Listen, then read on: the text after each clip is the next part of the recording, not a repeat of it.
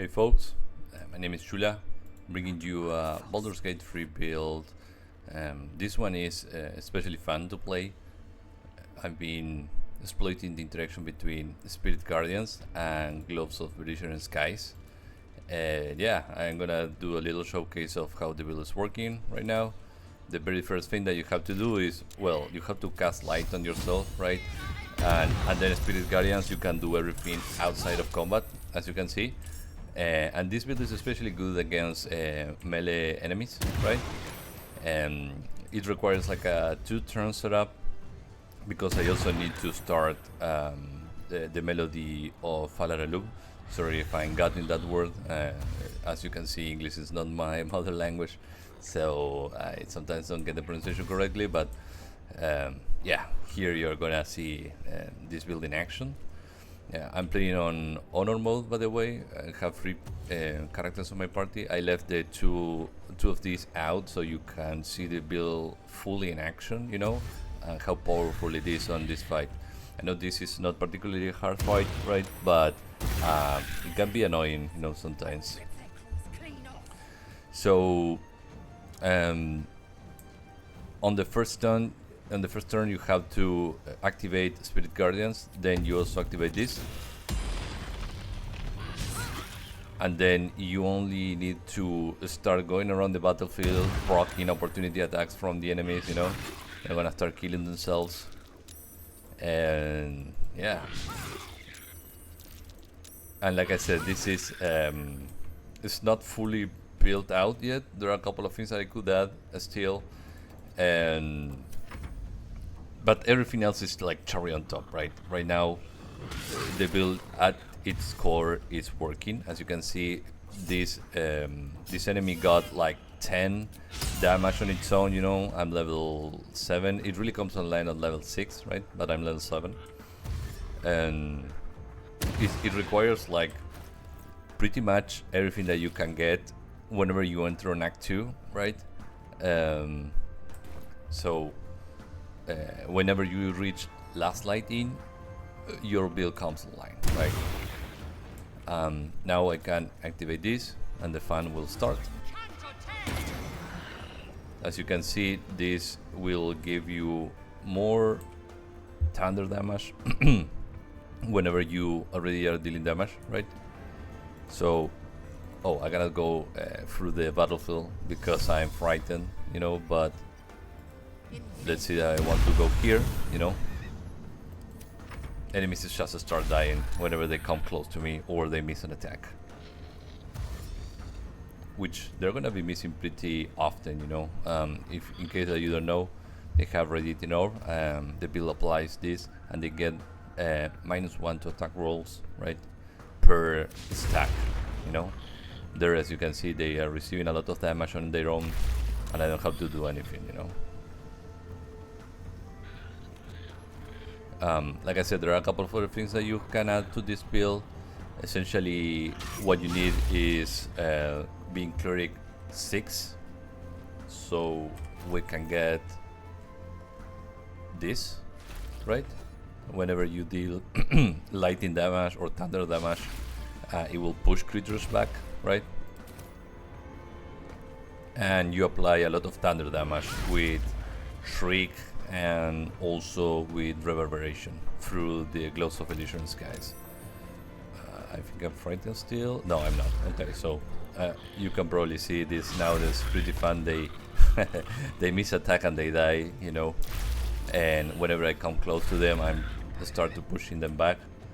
Pretty useful when you are like near a cliff or an edge.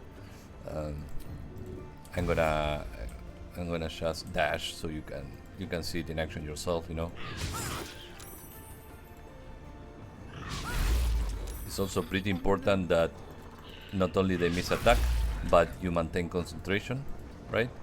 There is one easy way to achieve this. Essentially, is having high constitution plus the Warcaster feat. Let me see here. You have advantages on saving throw to maintain concentration on a spell, right?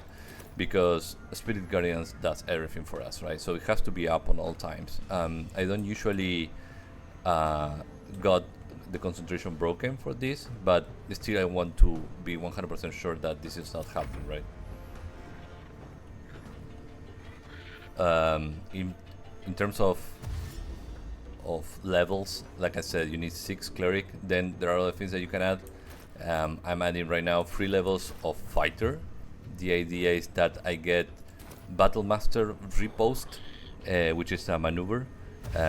Essentially, you spend a superiority die whenever you get an attack that is missed upon you to return that attack with an attack of your own, right? So more things that proc when you are when people are missing you attacks, right?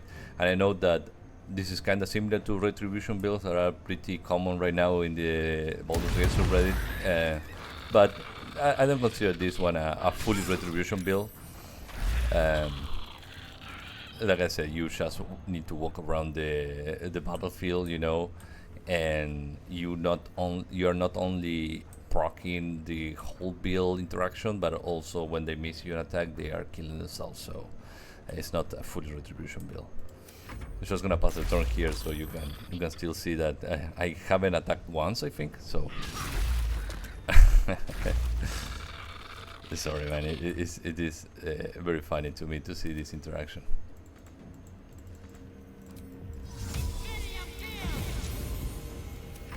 I'm gonna let this one kill himself. I didn't ever get hit once. I have a pretty high IC, but I can go higher, you know. The idea of the build is to exploit these glows. They will apply reverberation whenever I do radiant, thunder, or lightning damage, which actually are the 3 kind of damage that we can deal with this build. Whenever we apply reverberation, of course, they will get some penalty to the throws, right? But most importantly, they will get thunder damage and possibly fall prone, you know. And the other thing that this build enables is Thunderbolt Strike. Whenever you deal lightning or thunder damage, reverberation, by the way, you can also push the creature up to 3 meters. So put Spirit Guardians online, start proccing reverberation with these gloves, make apply radiating orb so they miss attacks on you, and whenever they miss attacks, they take radiant damage here, and they also take some fire damage from this, right? You also apply more radiating orb. This is not like required for the build, but essentially amplifies everything that you do, right? And so every time that you apply spell damage, you get more radiating orbs. So essentially on the first Spirit Guardian damage, they will get like 10 or 8 radiating orbs. Here for more saving throw, more armor class, right? And this just for moving around the battlefield. There are other options that you can do here, right? But I like this one. Then you also need Shriek, right? Shriek, like I said, amplifies everything that you do. And the shield, this shield is very good for this build. Like I said, everything adds up, you know. The main interaction is the radiator orb with this and Spirit Guardians. And I also have the Bow of Awareness for more initiative rolls, because one of the weaknesses is that you are always like not last, but definitely not first in the initiative rolls. The other weakness is single target damage, so essentially you probably need another party member to deal the heavy damage to a single target, you know, kind of like against bosses and all that. There are other things that you could try, you know. I also tried Crush of Ring. I actually was using this before using this. I just got this one. I think this is like perfect for this build. While this, the only thing that does is just giving you more freedom moving around on the battlefield, right? This is another good one, but not essential for the build. I like Falarlu much better in this slot, you know. So, like I said, you take 6 levels of Cleric, 3 levels of fighter if you want. This is not required. I just want to try repost. And the race, you can. I'm using Lae'zel, you know, mostly for her story. I want to do her story again, but you can probably use any other race. There's nothing that is build enabling here, and you take 6 levels of clearance on the Tempest domain. This is important because the Tempest domain will give you this, right? And we'll give you a couple of other things, right? Like, oh, I don't have it here, but essentially you have like shocking grasp whenever someone is walking beside you or you're generating opportunity attacks. And this is very important as well. Has to be your first feat, and this is central to the build as well. I'm gonna include a little written guide as well if you don't want to go through the bid. But yeah, essentially this is a build. It has been pretty fun to play, and yeah, you honestly have to just run around the battlefield, generate opportunity attacks, and requires that little setup that you saw at first. Of course, you also need to be always lighted to proc this. There is another ring. It is called Colius Grow Ring, right? You can also use it. It will add more radiant damage to the build, right? I haven't got it yet on this run, but it is like I said, it's cherry on top, right? This is good enough for the build, and it comes online pretty quickly, as you saw. You can also use this here. You know, it will give you more chance to evade attacks, but again, cherry on top. I was saying that this build comes online pretty fast. I'm just starting Act 2, you know. Yeah, most of these things you get on Act 1, and then you get this on Act 2. These two. No, sorry, this you get at the end of Act 1. So yeah, this is the piece that you get when you begin in Act 2. So you get this, and you're good to go.